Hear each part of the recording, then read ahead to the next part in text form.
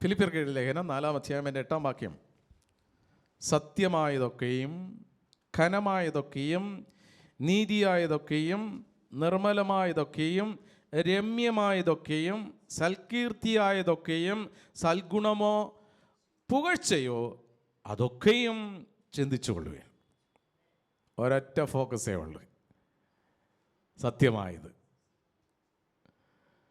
ഘനമായത്, നീതിയായത്, നിർമ്മലമായത്, രമ്യമായത്, സൽകീർത്തിയായത്, സൽഗുണവും പുകഴ്ചയും അതൊക്കെയും ചിന്തിച്ചോളൂ.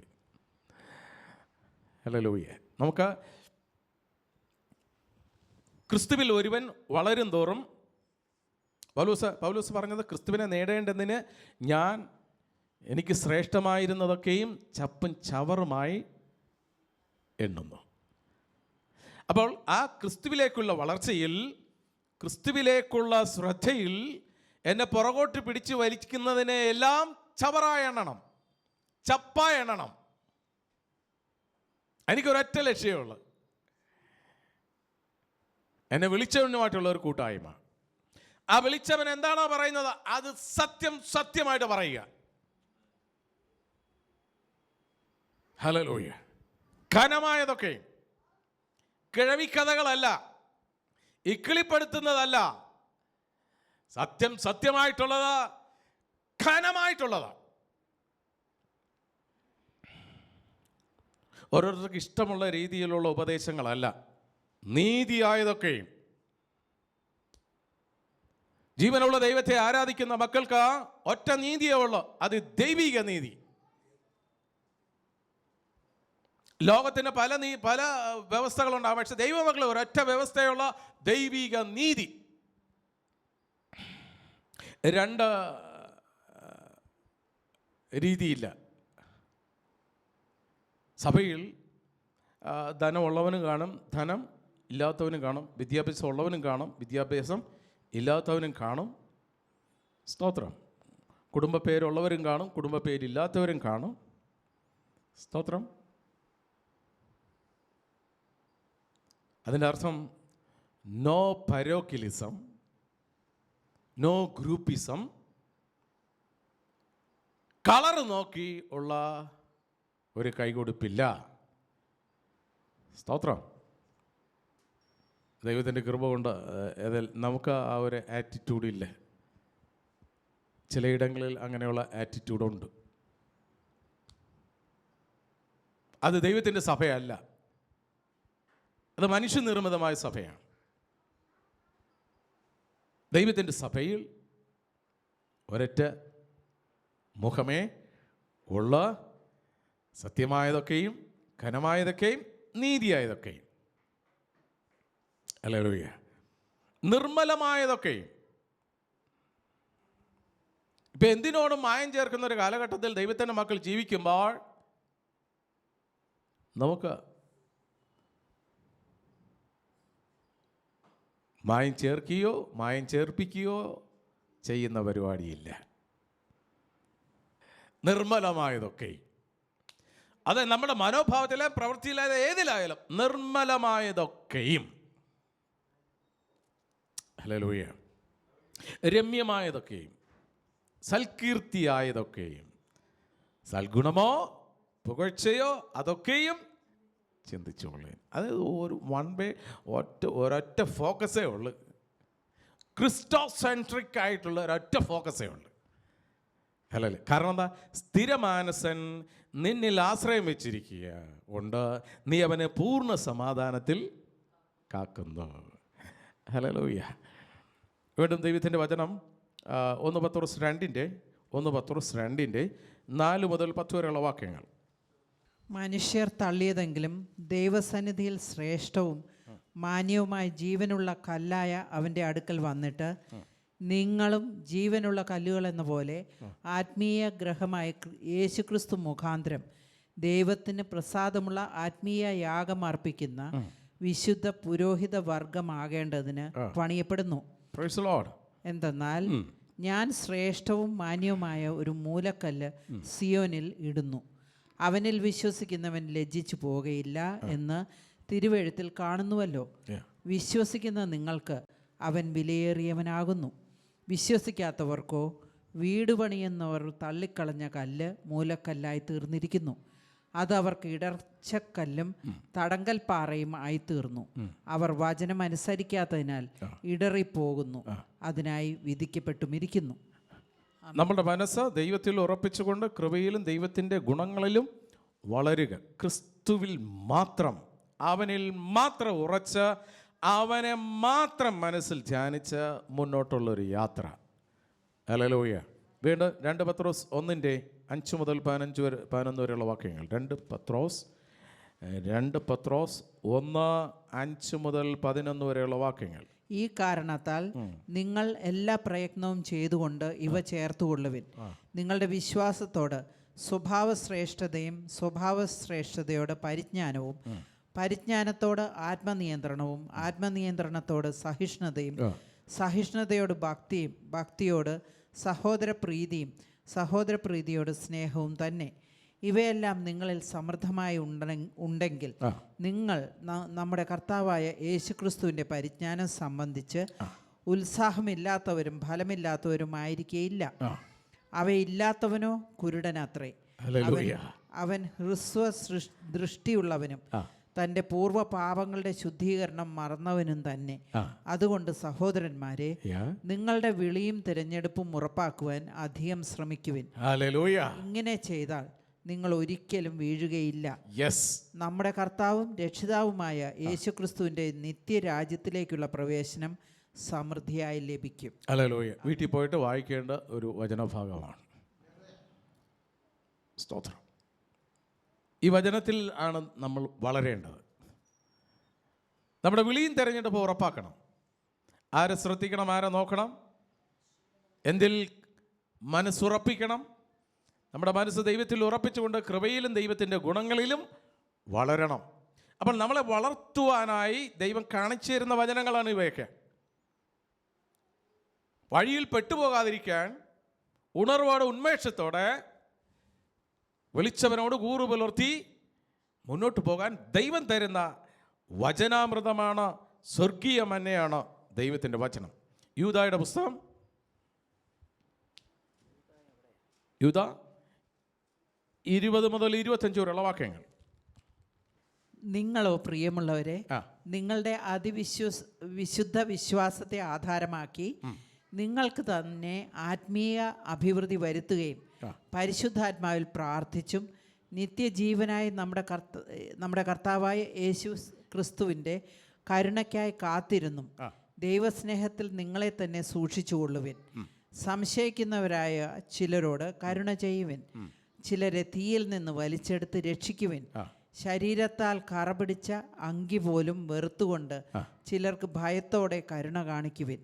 വീഴാത്തവണ്ണം നിങ്ങളെ സൂക്ഷിച്ച് തൻ്റെ മഹിമാസന്നിധിയിൽ കളങ്കമില്ലാത്തവരായി ആനന്ദത്തോടെ നിർത്തുവാൻ ശക്തിയുള്ളവന് നമ്മുടെ കർത്താവായ യേശുക്രിസ്തു മുഖാന്തരം നമ്മുടെ രക്ഷിതാവായ ഏക ദൈവത്തിന് തന്നെ സർവകാലത്തിന് മുമ്പും ഇപ്പോഴും സദാകാലത്തോളവും തേജസ്സും മഹിമയും ബലവും അധികാരവും ഉണ്ടാകുമാറാകട്ടെ. ആമേൻ. ആമേൻ. സ്തോത്രം. ഈ വചനങ്ങൾ നമ്മളെ ശക്തി, ഇത് വ്യക്തിപരമായി ഏറ്റെടുത്ത് അവനവൻ തന്നെ ചെയ്യേണ്ട ഒരു കാര്യമാണ്. ദൈവത്തിൻ്റെ മക്കളെ സംബന്ധിച്ചിടത്തോളം ഓരോരുത്തർക്ക് ആവശ്യമായിട്ടുള്ള വചനം ദൈവം ഇങ്ങനെ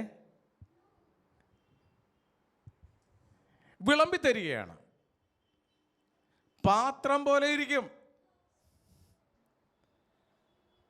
തുറന്നു വെച്ചിരിക്കുന്ന പാത്രമാണെങ്കിൽ നിറയപ്പെടും, കമിഴ്ത്തി വെച്ചിട്ടുള്ളതാണെങ്കിൽ നിറയില്ല. ദൈവത്തിൻ്റെ വചനത്തിൻ്റെ പ്രത്യേകത എന്ന് പറയുന്നത് അത് കേൾക്കും തോറും കൃപ വർദ്ധിച്ചുകൊണ്ടേയിരിക്കും. ചേർന്നൊരു ഹല്ലേലൂയ പറയാം. സ്തോത്രം. ചിന്തിച്ചുകൊണ്ടിരിക്കുന്നത് നമ്മളുടെ മനസ്സ് ദൈവത്തിൽ ഉറപ്പിച്ചുകൊണ്ട് കൃപയിലും ദൈവത്തിൻ്റെ ഗുണങ്ങളിലും വളരുക. അപ്പോൾ ഇപ്പോൾ യൂദാ അപ്പോസ്തലനിലൂടെ നമ്മൾ വായിച്ച് കേട്ട ദൈവത്തിൻ്റെ വചനം ഒന്നുകൂടെ ഒന്ന് വായിക്കാം. നിങ്ങളോ പ്രിയമുള്ളവരെ, നിങ്ങളുടെ അതിവിശുദ്ധ വിശ്വാസത്തെ ആധാരമാക്കി. അതിവിശുദ്ധ വിശ്വാസം. ആ ഒരു അപ്ഗ്രേഡിങ് ലെവലിലേക്കാണ് ദൈവം നമ്മളെ വിളിച്ചു വേർതിരിച്ചത്. അതിവിശുദ്ധ വിശ്വാസം. അപ്പോൾ ഈ അതിവിശുദ്ധ വിശ്വാസത്തിൽ നൊവേനയില്ല, നേർച്ച കാഴ്ചകളില്ല, മതകർമ്മങ്ങളില്ല, ഒരു കർമ്മവുമില്ല. Praise the Lord. നമ്മളെ വചനത്തോട് വായിച്ചേ. നിങ്ങളോ പ്രിയമുള്ളവരെ, നിങ്ങളുടെ അതിവിശുദ്ധ വിശ്വാസത്തെ ആധാരമാക്കി നിങ്ങൾക്ക് തന്നെ ആത്മീയ അഭിവൃദ്ധി വരുത്തിയും പരിശുദ്ധാത്മാവിൽ പ്രാർത്ഥിച്ചും നിത്യജീവനായി നമ്മുടെ കർത്താവായ യേശുക്രിസ്തുവിന്റെ കരുണയ്ക്കായി കാത്തിരുന്നു. ദൈവസ്നേഹത്തിൽ നിങ്ങളെ തന്നെ സൂക്ഷിച്ചുകൊള്ളും. ദൈവസ്നേഹത്തിൽ നമ്മളെ തന്നെ സൂക്ഷിച്ചുകൊണ്ടും സംശയിക്കുന്നവരായ ചിലരോട് കരുണ ചെയ്യുവിൻ. ചിലരെ തീയിൽ നിന്ന് വലിച്ചെടുത്ത് രക്ഷിക്കുവിൻ. ശരീരത്താൽ കറപിടിച്ച അങ്കി പോലും വെറുത്തുകൊണ്ട് ചിലർക്ക് ഭയത്തോടെ കരുണ കാണിക്കുവിൻ. വീഴാത്തവണ്ണം നിങ്ങളെ സൂക്ഷിച്ച് തൻ്റെ മഹിമാസന്നിധിയിൽ കളങ്കമില്ലാത്തവരായി ആനന്ദത്തോടെ നിർത്തുവാൻ ശക്തിയുള്ളവന്. നമ്മുടെ വിശ്വാസത്തിൽ നമ്മൾ മടുത്തു പോകരുത്. ദൈവം എന്നെയാണ് വിളിച്ചത്. എന്നെ മുന്നമേ കണ്ട് എൻ്റെ ദൈവം എന്നെ വിളിച്ച് വേർതിരിച്ചു. എൻ്റെ മനസ്സും എൻ്റെ ഹൃദയവും അവനിൽ ഫോക്കസ് ചെയ്ത് അവൻ തരുന്ന ഗുണങ്ങളിൽ വളരുവാൻ ദൈവം എന്നെ വിളിച്ചിരിക്കുകയാണ്. ഹല്ലേലൂയ. അങ്ങനെ ഒരു ക്രിസ്തീയ ജീവിതം നയിക്കാനാണ് കർത്താവ് എന്നെ വിളിച്ചിരിക്കുന്നത്. ഹല്ലേലൂയ. വീണ്ടും അതിൻ്റെ 7ാമത്തെ പോയിന്റ്, എല്ലായ്പ്പോഴും നമ്മുടെ ബലഹീനതകളും ദൈവത്തിൻ്റെ ശക്തിയും നമ്മളെ നിലനിർത്തുവാനുള്ള ശേഷിയും തിരിച്ചറിയുക. ഒന്നുകൂടെ ഞാൻ പറയാം. എല്ലായ്പ്പോഴും നമ്മുടെ ബലഹീനതകളും ദൈവത്തിൻ്റെ ശക്തിയും നമ്മളെ നിലനിർത്തുവാനുള്ള ശേഷിയും തിരിച്ചറിയുക. ലോകത്തെ അതിജീവിച്ച ജയമാണ് വിശ്വാസം. 1 കൊരിന്ത്യർ 10-ാം അധ്യായം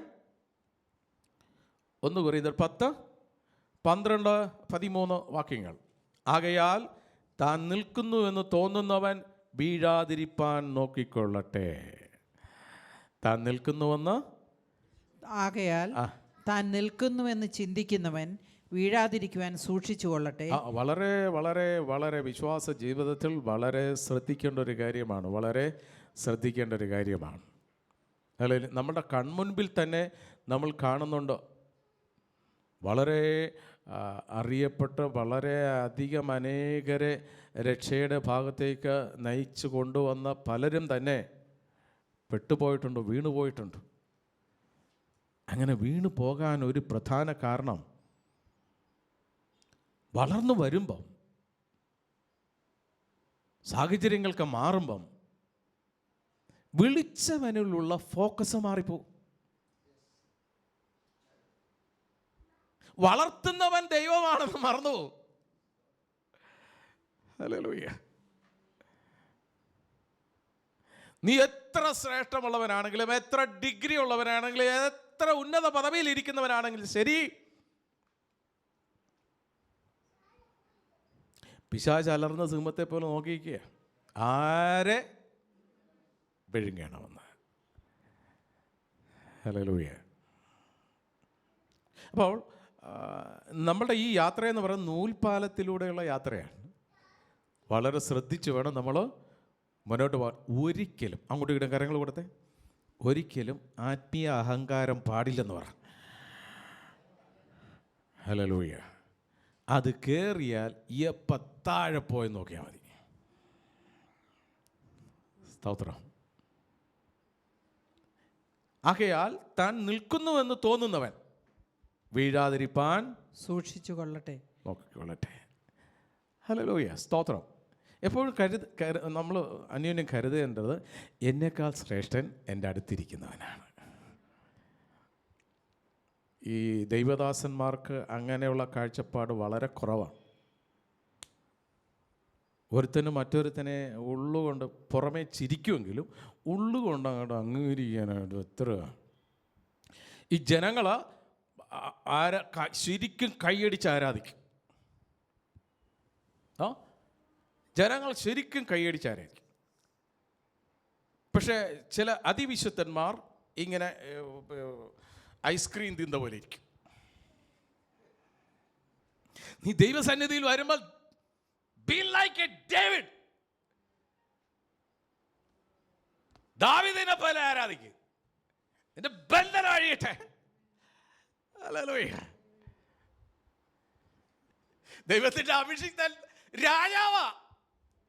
ദൈവസന്നിധിയിൽ വന്നപ്പോഴല്ല അവന്റെ സകല പൊസിഷനും മറന്ന ദാവീദ് ആത്മാവിലായി. സ്തോത്രം.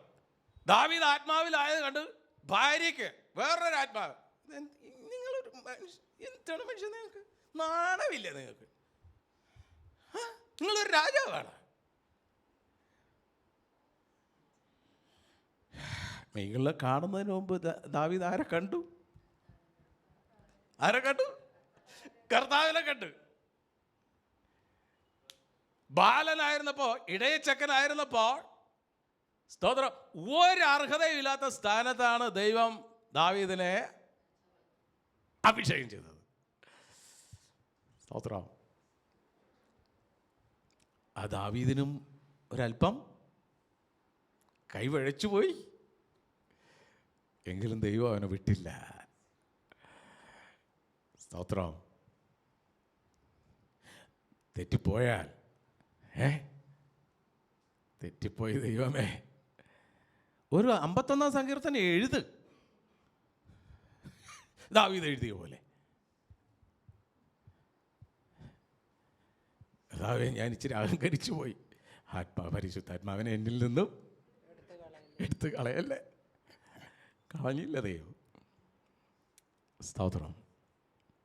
കാരണം എന്താ? ദാവീദിന് ദൈവത്തിൻ്റെ പോലൊരു ഹൃദയമുള്ള സ്വഭാവമുള്ളവൻ. ഹല്ലേലൂയ. ഹൃദയമുള്ളവനെന്നാ പറഞ്ഞത്. അതുകൊണ്ട് ആകയാൽ താൻ നിൽക്കുന്നുവെന്ന് തോന്നുന്നവൻ വീഴാതിരിപ്പാൻ നോക്കിക്കൊള്ളട്ടെ. മനുഷ്യർക്ക് നടപ്പല്ലാത്ത പരീക്ഷ നിങ്ങൾക്ക് നേരിട്ടിട്ടില്ല. ദൈവം വിശ്വസ്തനാകുന്നു. ഹല്ലേലൂയ. അപ്പോൾ അതിൻ്റെ അർത്ഥം ഒരു കാര്യം വ്യക്തമായി മനസ്സിലാക്കാനുള്ളത്, ലോകത്തിൽ മറ്റുള്ള ജനതകളെക്കാൾ പരീക്ഷകൾ ആർക്കുണ്ടാകും? ഉണ്ടാകും. അതുണ്ടാകും. വിട്ടിട്ട് പോന്ന പ്രസ്ഥാനത്തിൽ നിന്നിരുന്നപ്പോൾ ഉണ്ടായതിനേക്കാൾ അധികമായി ഇപ്പോൾ നിൽക്കുന്ന ജീവിതത്തിലുണ്ടാകും. വിശ്വാസത്തിൽ മടുപ്പ് തോന്നിക്കുന്ന രീതിയിലുള്ള പരീക്ഷകൾ ഉണ്ടാകും. ലോത്തിന്റെ ഭാര്യയെ പോലെ ഒന്ന് തിരിഞ്ഞു നോക്കിയാൽ കൊള്ളാമെന്നുള്ള ഒരു ചെറിയ ചിന്ത ചിലപ്പോൾ വന്നെന്നിരിക്കും.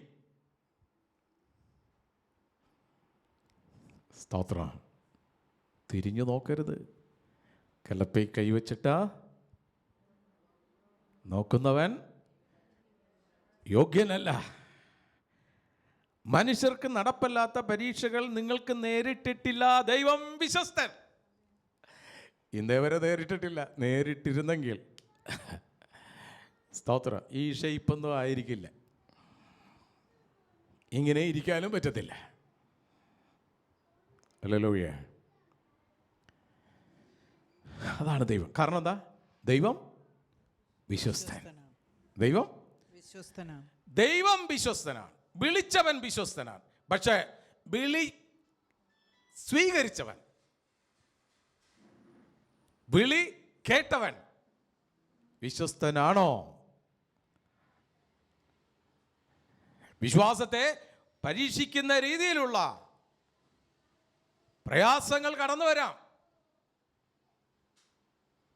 ആരാധനയ്ക്ക് പോകുന്നതിൽ തടസ്സം ചെയ്യുന്ന രീതിയിലുള്ള അനുഭവങ്ങൾ ഉണ്ടാകാം. പക്ഷെ ദൈവം വിശ്വസ്തനാണ്. കാരണം താഴോട്ട് നാം വായിക്കുമ്പം നിങ്ങൾക്ക് കഴിയുന്നതിന് മീതെ പരീക്ഷ നേരിടുവാൻ സമ്മതിക്കാതെ നിങ്ങൾക്ക് സഹിപ്പാൻ കഴിയേണ്ടതിന് പരീക്ഷയോടുകൂടെ അവൻ പോക്കുവഴിയും ഉണ്ടാക്കും. ആ വചനം ശ്രദ്ധിക്കണം. ആ വചനം അടിവരയിട്ട ഹൃദയത്തിൽ സൂക്ഷിക്കേണ്ട ഒരു കാര്യമാണ്. അല്ലേ, പരീക്ഷകൾ നേരിടുന്ന സമയത്തും സ്തോത്രം, ഒരു കരം കൂടെയുണ്ട്, ഒരു കരം താങ്ങുന്നുണ്ട്.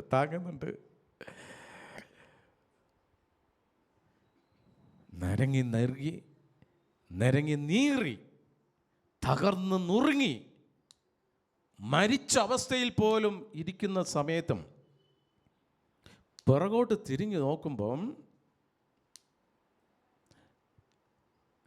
ഒരൊറ്റ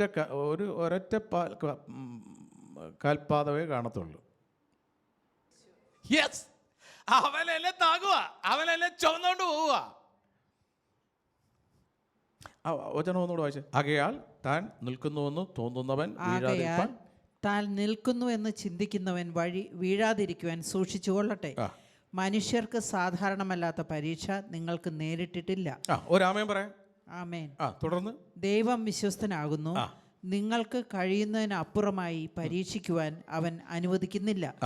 നിങ്ങൾക്ക് സഹിക്കുവാൻ കഴിയേണ്ടതിന് പരീക്ഷയോടുകൂടെ രക്ഷയ്ക്കുള്ള മാർഗവും അവൻ ഉണ്ടാക്കും.